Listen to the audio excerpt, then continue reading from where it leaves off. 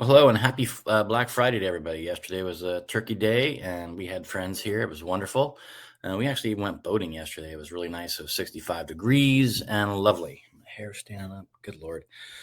Doing this in the morning because we have plans this afternoon. So we're going to get a recording. And I'll ask if there's any questions following the content. Just email them in, and I'll get those answered promptly.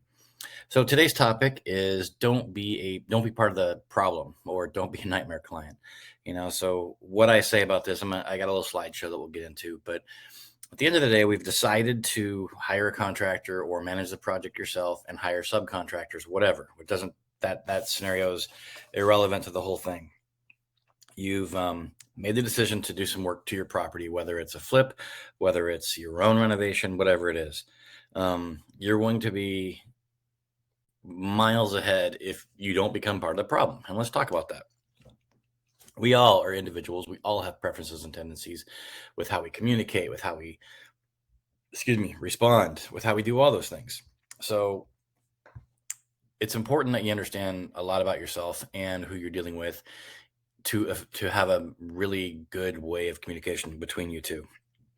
Now, regardless of whether the construction is happening inside your home or even outside your home, just be understanding there's going to be disruptions, there's going to be chaos, there's going to be a mess, whether it's parking, whether it's dumpsters, whatever it is. So just be aware of that and understand what that's going to feel like. And just understand that construction is messy. It's simple as that. We're tearing stuff apart, we're putting stuff back in. Even new construction, there's scrap, debris, there's noise. It's crazy. I am not trying to suggest that it's all chaotic. Disruptions are chaotic. I mean, in our neighborhood alone, we have chaos around here. It has nothing to do with construction. It has to do with the landscapers. There's no set day, which, mind you, I'm not suggesting there should be. But oh my God, the leaf blowers. Anyway, it's kind of funny. So just prepare yourself for the process. Sorry, I'm coming down with a bit of a cold. So I'm going to start with opening up the slideshow. So again, Travis Rohr, C3 Project Pros, don't be part of the problem. So where do we begin? We just talked about that. You've made a decision to have something done to a property, and be mindful of your surroundings. Be mindful of all the things that are about to happen and come your way. Extra vehicles, extra people in and out of your space, construction laydown, so material stacks of stuff. It's going to be different, and again, construction is just need to be mindful of altering your routine in a way that's going to flow with the project nicely. So there's a couple things to keep in mind. First, let them function. I was guilty of this for early on in my career, always asking questions about, oh, when's this going to happen? When's that going to, that's that understanding the schedule and the flow should be covered during the pre-construction phase, and like at the end of the day, daily briefings. Interruptions. Even when I'm in the middle of a thought at work, doing something, typing something, if I've got a flow going and I get interrupted, sometimes it's hard to get right back on track. So let them do their thing. And don't punch list the work until the work is done. When they're ready to be punch list or have something to bring up, let them bring it up. Now, obviously, if you see something completely going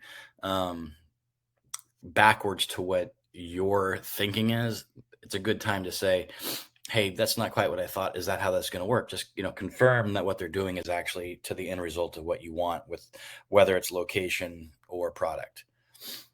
2, be prepared for the disruption. We've talked about that it's going to be chaotic. Not necessarily chaotic, but it's going to seem chaotic because your routine is different. If you're renovating a kitchen and all of a sudden your kitchen's gone, that's chaos. That's disruption. If you're flipping a house and you're thinking you're working on one thing, and next thing you know, another part of the house is your flow is off, that's going to be chaotic. So just be prepared for the disruption and respond accordingly. And it's just good to be communicative on that. Be understanding. When I say by that, excuse me, we all have bad days. We all have good days.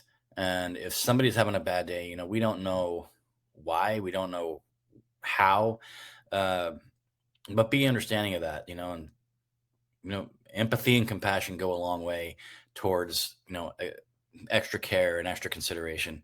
And I'm a firm believer in that. If somebody's off or something's like, ask them what's wrong, what happened, and just give that grace to allow for some spaciousness of that type of relationship, and that'll get you miles. Communicate. I like to have this slide where I say communicate, communicate, communicate, and I mean that with, again, not interrupting them, letting them do their thing, but this is, hey, this is where we're at. You've got a sub scheduled or somebody scheduled to come do something days in advance. Are you still on for this day? Your job at this phase when you have stuff going on is really to be a plan implementer and communicating that plan. If something changes or deviates, don't be a part of the problem. Don't not communicate with everybody downstream. Provide an updated schedule, updated task list. What your expectations are. Just be very clear on all that. So everybody down the line, there's no surprises. We all know who. And when it comes to that, who are you communicating with? So if you've hired a sub and you know that the site superintendent or the site lead is somebody other than the direct sub, make sure that communication chain is in proper order. And follow protocol. Establish that up front when you've hired your sub of who am I communicating first, second, third, and follow that protocol. Don't try to skip chain of command. It's really important that you maintain that flow for the integrity of the communication channel and the integrity of your relationships, because if somebody's feeling undermined, that tends to bother people. So just be clear on that. So a recap, let them function, let them do their job. Don't blue tape till the end. Don't constantly interrupt them, because if they're in a flow and they're being productive, allow that to happen. I mean, don't let them function. Let them have their break at lunch. Don't stop them in mid sandwich and say, come over here. Just give that spaciousness and say, when is a good time I got a few questions. Be prepared for disruption, whether it's inside the house, outside the house, doesn't matter. Again, it goes two different projects, whether you're doing something on your own home that you're living in or like a house flip that's renovated. You're still going to have either people or stuff, people or products that are going to be in your way, and just be prepared for that. Be understanding, like I said, be compassionate, understand that people, go back and forth, communicate. I think that's number one. I don't care what industry you're in, communicate. Set out clear expectations, clear standards, how do we communicate? Establish that up front. And who do you communicate? And then the following the protocol is, who do you communicate with?